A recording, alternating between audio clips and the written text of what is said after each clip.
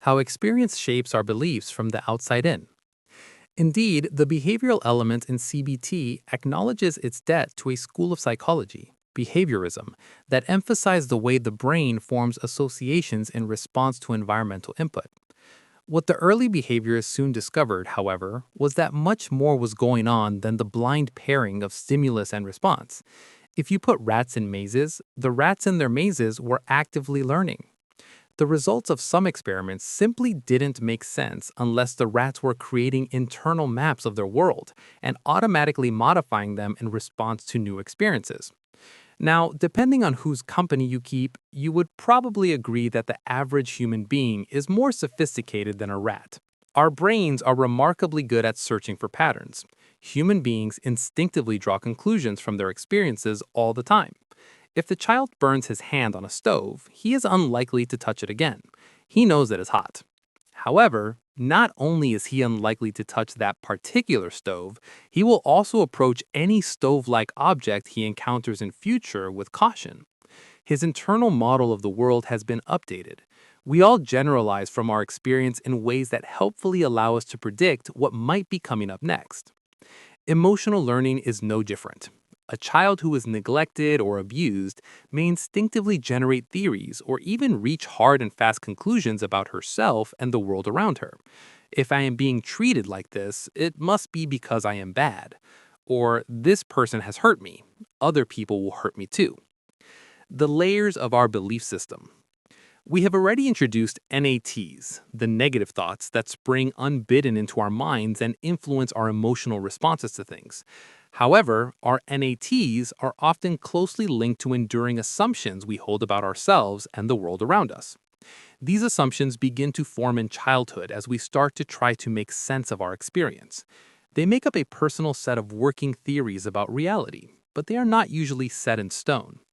This is just as well because, as children, we often form our assumptions on the basis of limited life experience and inadequate evidence. Our internal models are very susceptible to input from other people, especially our parents. If you have been told throughout childhood that you are a capable, lovable individual, you're likely to grow up seeing yourself that way. If you have been told you are an idiot who will never amount to anything, these kinds of remarks will color your assumptions about yourself and predispose you towards negative patterns of thought and feeling. In CBT, assumptions that are rigid, oppressive, or narrow-minded, and that consequently end up making us unhappy, are usually referred to as dysfunctional assumptions. These often take the form of conditional statements, such as, if I do everything perfectly, then I will be loved, or I must never express my anger, or I should always put others before myself. Dysfunctional assumptions represent the next layer down from NATs, and tackling them in therapy can make a person much less vulnerable to a host of NATs that flow so readily from them. Over time, our experiences and assumptions gradually harden into our core beliefs, a set of fundamental position statements that we have intuitively distilled from our accumulated learning. Core beliefs can be much harder to pin down than NATs because they often take the form of implicit knowledge, only revealing themselves in our most generalized assumptions about ourselves, other people, and the world around us. Examples of destructive core beliefs: I am a bad person. Everyone is out for themselves. I am not allowed to have anything good in my life. The world is a dangerous place. They are the bedrock of our internal working model of the world and are usually strongly resistant, but not impossible to change.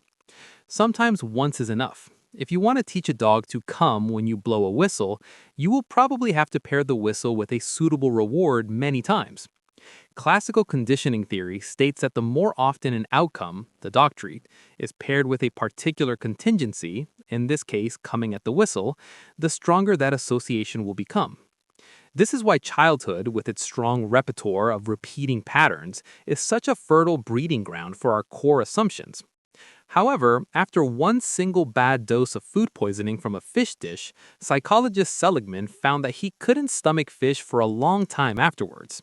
Seligman realized that in some cases, we only need to have one truly bad experience to alter our model of the world, fundamentally.